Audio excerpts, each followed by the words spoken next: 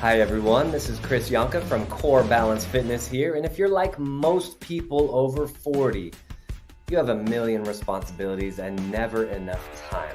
And if you're like many frustrated men and women out there, then your back pain is starting to become a real problem. To make matters worse, you probably realize that even though injuries can cause back pain, it's usually what they call non-organic or mechanical in origin, which means you weren't doing anything particularly strenuous and you just threw out your back for some reason. Well, I'm here to tell you that it doesn't have to be this way anymore.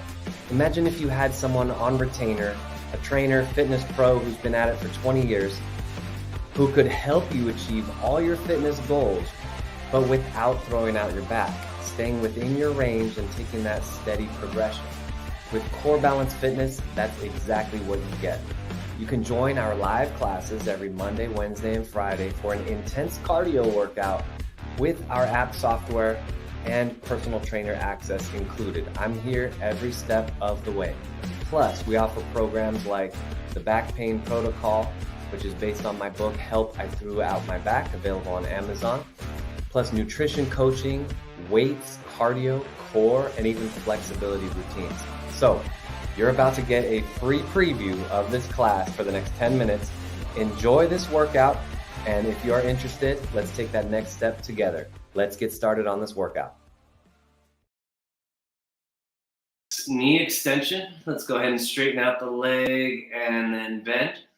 Flexing the ankle the entire time, so that's going to allow us to get that calf stretch right here. So we're going to straighten it and bend just like that. We're going to go through this, stretching the hamstring, warming up the glutes, hitting the quads, the hips, gradually ramping up into this warm-up today, ramping it up. Let's go ahead and switch legs. Straighten out the leg and then bend, straighten and bend. So we're getting that quad to engage, to tighten as we come up, as well as stretching out the hamstring and the back of the leg. So making sure we get that knee nice and warmed up, all the muscles that attach in and around the knee as well. And then again, up next, we'll hit the hip as well. So let's switch legs. This time we'll hit mostly hip flexor. Let's straighten out the leg. Let's go up and down with that entire leg here. So the entire leg touches the floor and then it comes up, getting that same hamstring stretch at the top, all the way down, all the way back up. Full range of motion. Try to keep your legs straight. So the calf right here should be the first thing to touch the floor. That's how you know your leg is straight enough. If your heel touches first, that means there's too much bend in the knee. Let's go ahead and switch legs. Up and down, keeping that leg fully locked out, getting the front of that hip flexor. Very important muscle group here. Center of gravity right here in the hips, making sure everything's warmed up, soft, supple. Feel good, pain-free fitness on this Monday morning. All right, let's go ahead and bend the knee. Both knees bent. Let's go up and down with the hips. Glute bridges, using those glutes, the hamstrings. The lower back is working a little bit, but try to make sure that the glutes are doing most of this work. Mostly glutes here. Getting that hip extension. Make sure you're breathing. Your abs should actually be relaxed here. Take big deep breaths into the abdomen. Let's do one more and hold. 30-second hold. So again, squeezing the glutes. Let's say the glutes do about 60% of this work. Put that work right there in the buttocks, the glutes. The hamstrings and the lower back, those each do about 20%. There's your 100. So again, mostly glutes. This is predominantly a glute exercise, although you will feel that lower back as well. All right, let's lower it down. Let's have a seat. And we will lean forward. So legs are out straight. If your hamstrings tend to be a little bit tight, feel free to either bend your knees or you can bring your feet wide and then lean forward. Either of those modifications will make it a little bit easier to reach down toward your toes. So just go down as far as you're able to without forcing it. Don't force anything. We're still early in the workout. We're going to do a slow, steady ramp up for about 20 minutes of stretching, 10 minutes of core, 10 minutes of weights, and then actually at the end, we'll combine weights and cardio at the end to get that nice heart rate as well. All right, let's tuck one leg. Keep one leg straight, tuck the other one under like this. So the bottom of the foot is on the inside of the knee, and we're leaning forward over that straight leg. So you guys join in on the 10-minute preview. If you want to join on the full workout, you want to try it out, healthintherealworld.com, you get a 30-day free trial. Try it out, join us for the full 50-minute live class. Those of you joining on the class, all right, let's go ahead and switch sides. Those of you joining on that live full class, after, if you guys have any questions, you want to talk about your specific home situation, what you're eating, or any other workouts, stretches, core that you're doing, we can chat about that as well. So we got about 10 more seconds here, and then we're going to do a little active warm up here. We're going to trick your hamstrings into stretching out a little bit more. So let's get back into that first position here. Legs are out straight. Again, if you're tight, bend your knees or go wider with the feet. Let's lean forward toward the toes, and then very slowly pull it back, and then reach up overhead. Get really active in your hip flexors. Reach up overhead and then bend forward. We're not trying to increase the range of motion necessarily. We're trying to get better at the range that we're already good at. And what will happen with our body is that it will start to sort of trust you and feel more comfortable. As that happens, the range of motion will automatically open up. So you don't have to necessarily force anything. Reach up overhead and then reach forward. You don't have to force anything, just let it be where it is. And little by little, you'll get there. Now, if your back is the limiting factor here, good news for you. We're actually going to stretch out the back coming up next. Upper spinal floor twist on our side. Optional, I like to add a little weight here. That's something I've been doing a lot recently, but you don't have to. So 90-90, take your top arm, let's come up and over right here. Or again, grabbing that weight, coming up and over here. And we're gonna hold this position. If you are flexible enough and you can touch the hand to the floor, just lift the hand up maybe an inch or so off the floor. And that way you use the weight of the arm to twist the torso around a little bit more. Big deep breath in and release. Breathe in and let it out. Okay, let's make this one active now. We're going to close it up, touch the hands together, bring it all the way up and around again, and then close it up again. So again, we're sort of tricking the body into releasing, and same concept here. We're not necessarily trying to expand the range of motion. We're just trying to get better at the range that we're already good at. And what that will do is create relaxation, and the end result of that is that your range of motion actually will get better, but it will get better without even trying as hard.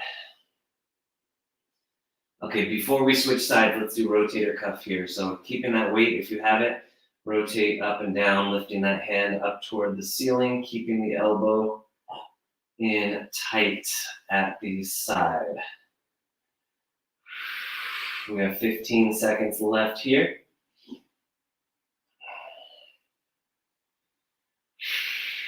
And we have actually a couple more exercises before we switch sides. Long sequence here. Let's do the next one, which is a side press. So I'm going to come up into that rotator cuff. I'm in the end of the rotator, and I'm pushing straight up toward the ceiling. So imagine it's like a bench press, but sideways.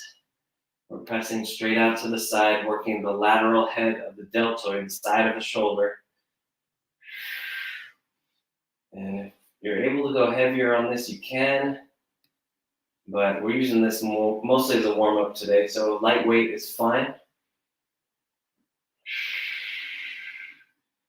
All right, let's go ahead and drop that weight. We still have one more exercise here on our side. Let's do arm circles.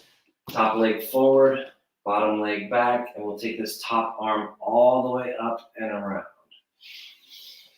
So if we think about the shoulders, it's that one major joint that gets the least amount of work, right? So even if you're not working out much, you're still working your hips, your knees, and your ankles because you're walking around places. But think about the last time in your day-to-day life where you reached your arms way up overhead and actually work the shoulders the way they're designed. All right, let's switch directions. So because we don't use the shoulders as much as we should, posture suffers.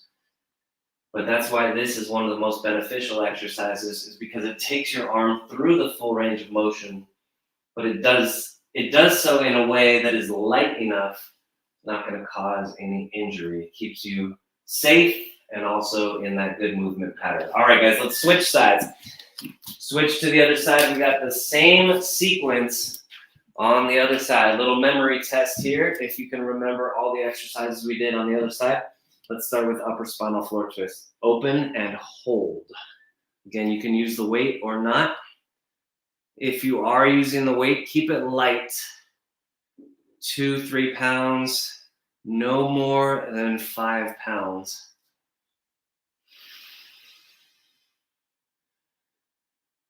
Just open and hold, keeping the knees stacked right on top of each other. Breathe.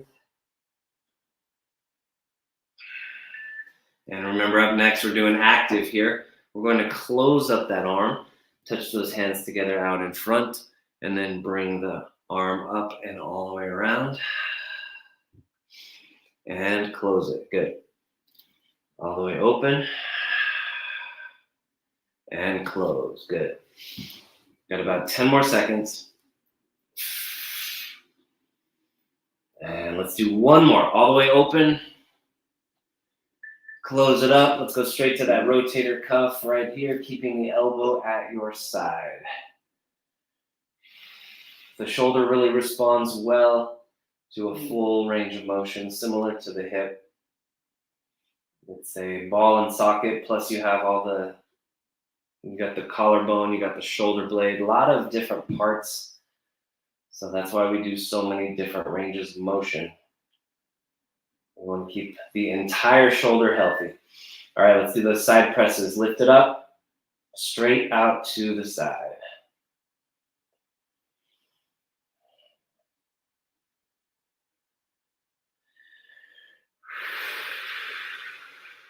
Working the outside of the shoulder.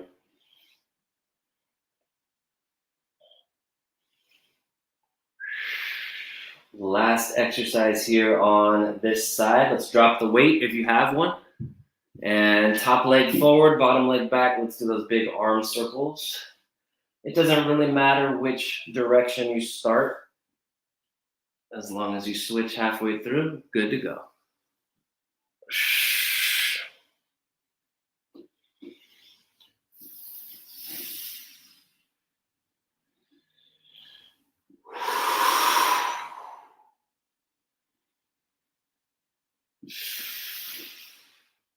All right, good. Switch directions. Those of you joining us on the 10-minute preview, thanks for joining today. We will be back Wednesday, 8 a.m. Pacific time, or if you want to join us for the entire workout, you can continue with us. healthintherealworld.com healthintherealworld.com and try it out. Thanks, guys, for joining me. Let's continue here with the arm circles, guys. Let's go. Actually, we're moving on. Let's go pullovers on our backs. So 3 options for the pullover. So option 1, interlace your hands here. We're going straight up overhead. Option 2, with a light to moderate weight. And then option 3, adding in leg raises. Making sure to keep that lower back flat as we raise that arm up overhead and lower the legs back down. So 3 options there for your pullovers. Good. All right, let's go ahead and flip over face down.